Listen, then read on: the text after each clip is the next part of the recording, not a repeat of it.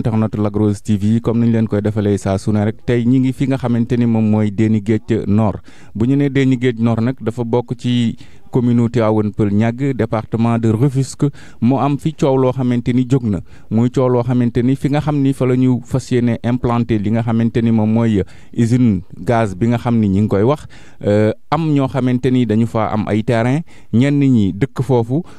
am tiitaange ak ñàqare moo waral tey ñu gàddu suñu micro ànd ak ñoom pour ñëw waxtaan ak ñoom ndax ñoom xol bu naqari la ñu amee waaye du ñu def lu dul dékk leen suñu micro ñu wax ñu lan moo waral coow li sëñ bi tur bi ak sant bi. Bon man maa ngi tudd Moustapha Ndiaye je suis le président de l' association bi nekk fii ci site ci Déni Guedj Nord ci plus précisément ci îlot yi voilà. lan moo waral coow li fii. coow li mooy ñun dañu ñëw ci village bi waa village bi jaay ñu ay terrain yi dafa am droit de lotir yaakaar naa ni wan naa la plan de lotissement bi mu nekk lotissement boo xam ne nii depuis jamonoy Abdoulaye Wade la woon ndax Abdoulaye Wade moo avant ñu def lotissement bi fii daf leen waxoon na leen bàyyi leen ñu xool ndax état bi amul dara lu mu fi prévoir bi ñu demee ba xam ni état bi amul dara lu mu fi prévoir ci la leen Abdoulaye Wade autorisé à ce que ñu def fii lotissement boobu ma la woon léegi waa village bi am fi seeni tool jël tool yi jaay ko ay doomu aadama ay sénégalais jënd ko dem ci mairie bi ñii am ay délibération ñii am ay notification ñu boole li ñu man ak li ñu am ngir ñëw defar seeni terrain ngir dëkk seeg seen njaboot soo xoolee lii rek war na laa jox preuve location moo leen sonal tey ñu ñëw def fi seen lii pour mën a ñëw sutur la ndax yaakaar naa sutura weesuwul nga am sa puqus ñëw dëkk fa yàgg sa njaboot soo amee sa sombi lekk soo amee sa leneen lekk tey jii lii rek war na leen a jox preuve ñu seq koog ñoo xam ne nii nag muy waa village bi ñu jaay terrain yi ba mu jeex ñoom jaay nañ terrain yi ba mu jeex ñoom moomatuñ fi dara îlot yi moomatuñ fi dara ñoom jaay nañu lépp terrain yi ñun ñoo ko moom ñun ñoo ko jënd suñu xaalis ñoom ñu defal ñu ay acte de vente ak seen i photocopie carte d'identité ñu booleeg suñuy pièces dem ba ci mairie ba defar suñuy notification ak suñuy délibération. ban mairie est-ce que mën nga ñu ñëwal ci turu. mairie Tivaouane Peulh dirigée par Papis Diop fa lañ defee suñuy këyit wan naa la benn notification wan naa la benn délibération wan naa la plan bi Moustapha Ndaw moo lotissé fii 3000 parcelles ñoo fi nekk sénégalais bu nekk nag am nga fi terrain. léegi nag jour ñu xëy rek et il nous parle de usine gaz ak et tout ñun ay sénégalais lañ ñun xam nañ ce qui se passe dans ce pays Lac Rose est une zone protégée gis nga seen affaire u naxe mbaay yooyu nañu xool feneen fu ñu ko jëmale mais du ci site bi nga xam ne ñun ñoo ko jënd ñun nag dañuy interpeller directement le président Macky Sall ndax am na loo xam ne nii ñun en tant que sénégalais duñ ko accepter.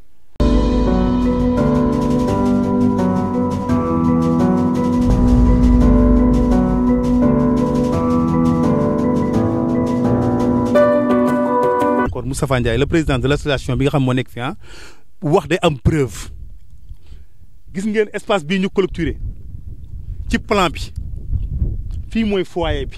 bi jaay nañ ko mi ngi nii clôturé nañ ko jaay nañ foyer te dëkkuwaay dafa laaj bu am fu xale yi di foyer su ngeen xoolee espace bi yëpp ñu def ay léegi xoolal ñu borné ko nii waa village bi ñoom ñoo ko jaay marché la te dëkkuwaay dafa war a am marché am école am fu xale yi di fooye xoolee marché baa ngi nii jaay nañu lépp léegi nag seen ñaawteef yi ñu def la ñu bëgg papis nëbbal leen ko parce que xoolal mi ngi nii école primaire école baa ngi nële lotissé nañ ko ba jaay ko école bi moo xaw a takkaloog cité Adama Diouf professeur te li ma ci gën a metti monsieur le président dañoo bàyyi cité sapeur yi après cité sapeur yi ñeneen ñun ay baadoola lañ kon ñun suñuy terrain lañ jël bàyyi sapeur yi ñoom ñu bàyyi leen foofu ñu ne léegi après sapeur yi la ñuy commencé ba avant ñoo àgg ci parce que tamit dafa am cité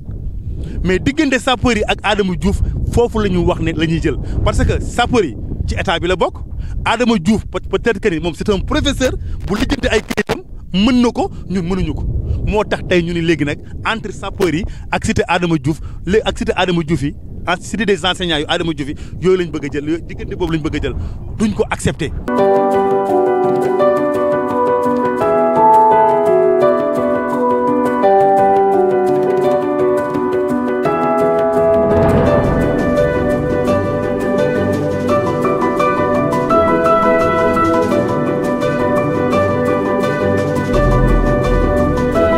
man maa ngi tudd Waly Seye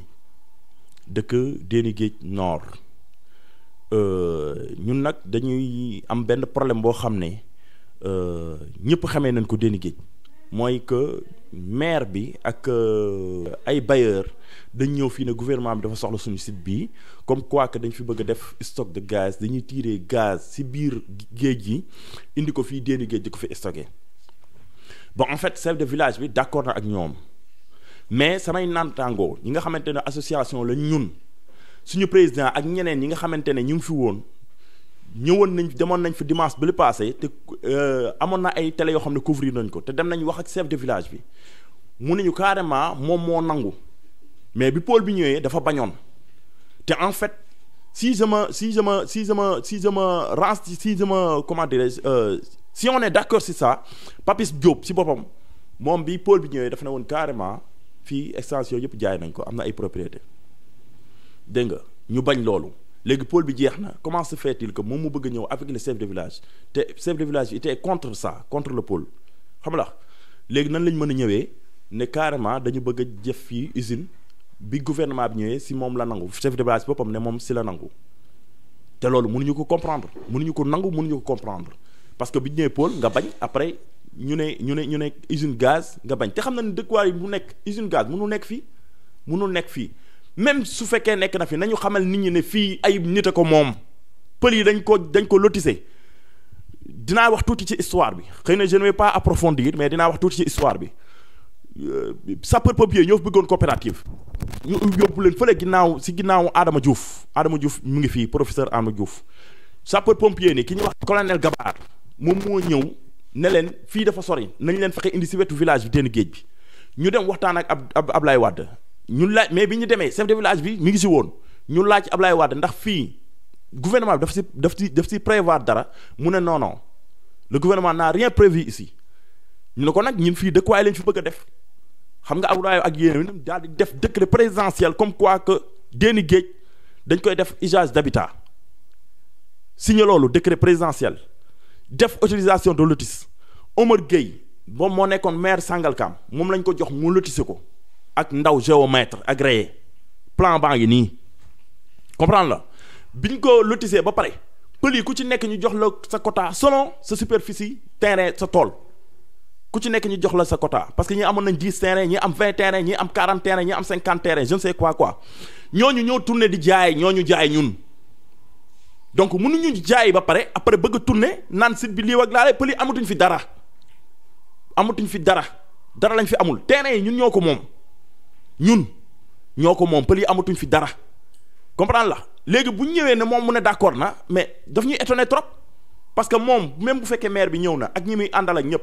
ñu ne ko lii lañ fi bëgg a def mais avant de répondre il devait nous consulter d'abord xool ba xam suñu avis lan la mais ñun on est contre. On ne veut pas de dédommagement bëgguñu dédommagement tout ce que nous voulons c'est qu'on nous laisse avec nos terrains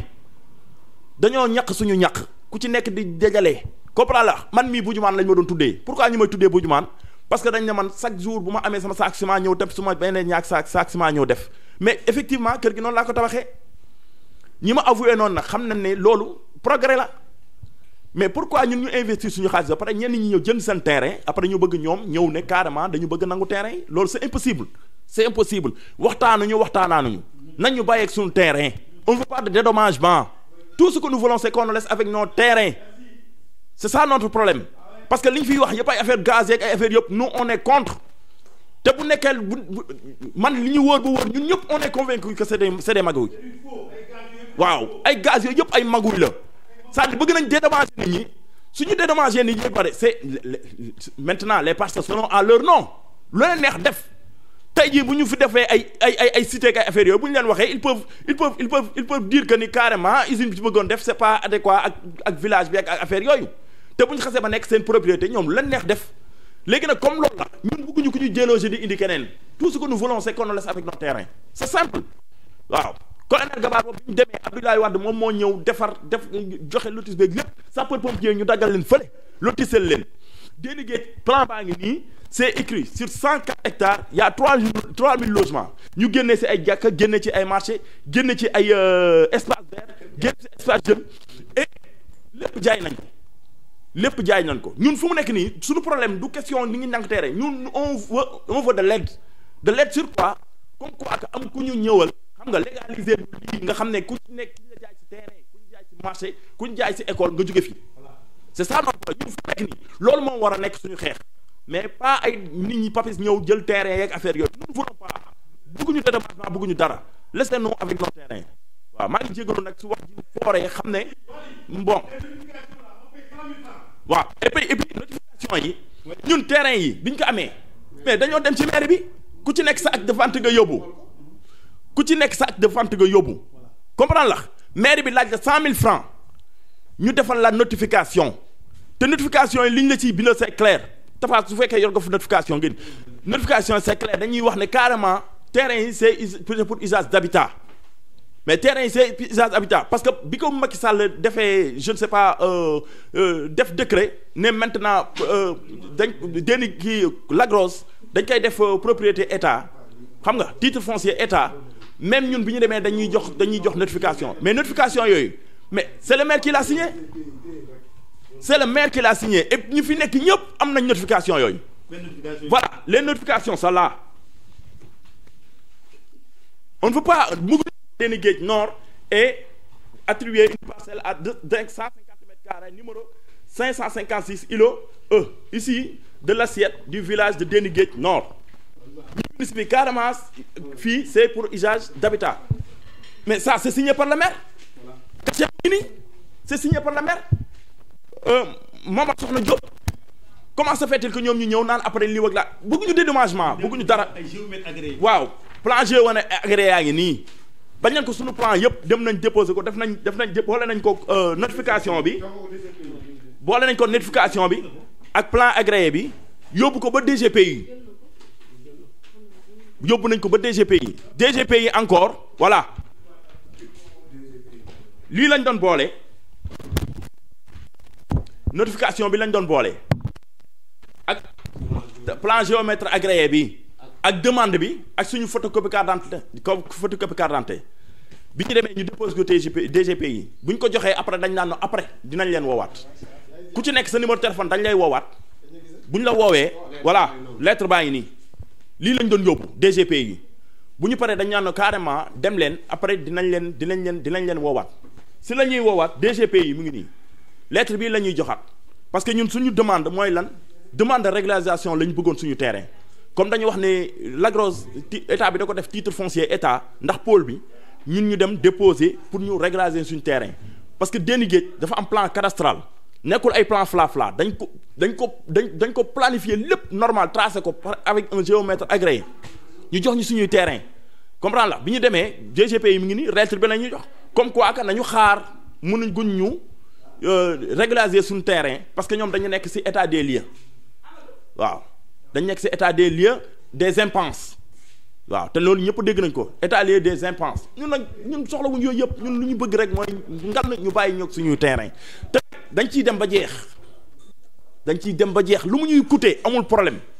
lu mu ñuy coûter parce que man mi ngi wax ni fi ma toog nii sama kër la mais je ne peux pas me tuer di ñafe di am benn sac ciment ñaar sac ciment avec fer ni mu méttee ñu ñëw tabax suñu kër après ñu bëgg ñëw la déloger la pourquoi bëgguñu dédommagement bëgguñu beneen site bëgguñu dara li ñu bëgg mooy ñu bàyyi ñoog suñuy terrain waaw. nit nag boo laalee alalam rek laal nga ko te suñu alal yi moo ñu gënal suñu bakkan yii parce que man mii di wax ak yéen j'ai fait 14 ans location du benn at 14 ans laa loué 14 ans nag du ma ko def di ñafe di ba am li ma am nii après nit ñëw bëgg ñëw naan ma da lay déloger da lay yóbbu fii ak da lay dédommage non déedéet loolu moom du ma ci mës a d'accord moom kër gi moom sama bakkan te ñun ñëpp fi nekk ñun association bi fi nekk yëpp site bii moo ñu gënal suñu bakkan dañ ciy xeex ba mu mat sëkk mais li ma xam wax daal mooy que ni je parle au nom de tout le monde ñun li ñu intéressé mooy Papis suñu terrain yi nañu ko bàyyil ñun séddewuñu terrain soxlawuñu xaalis soxlawuñu ñu yóbbu ñu feneen terrain yi ñun ñoo ko moom nañ ñu bàyyi ak suñuy terrain ndax ñu bàyyi ak suñuy terrain bu dee bëgg nañu jàmm léegi nag ñun nag dañuy interpeller directement le président Macky Sall ak autorités yi nekk Lac Rose mooy que ni nous sommes terminés nag dara mënul tax ñu seet suñu terrain yi ndax ay bandi bu ñu bëggee ñëw jël suñu terrain bi dañuy jaar suñu kaw ba pare doog a jël terrain yi ndax mu ñu fee bëgg ne dañ fi def usine gaz bàyyi sapeur yi